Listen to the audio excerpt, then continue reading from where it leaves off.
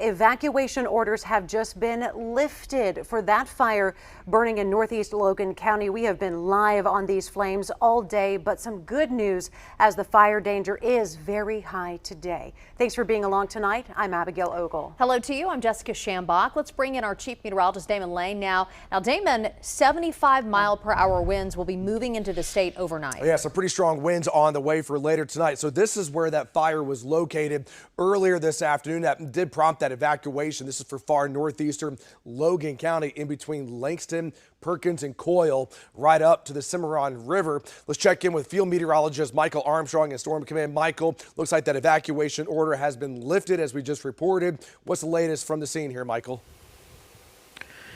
Yeah, you can see some crews here just kind of mopping up now, Damon. Where this is at, this is near Harrow Road, so this is going to be 5 miles southeast of Langston and the Coyle area, and you can see there's still a lot of charred ground right there and a bunch of cedar trees. This is on the east side of Harrow Road, and so at this point, it looks like they've got everything under control, but they're going to make sure, because as you well know, I mean, we have seen a lot of fire going on since Friday.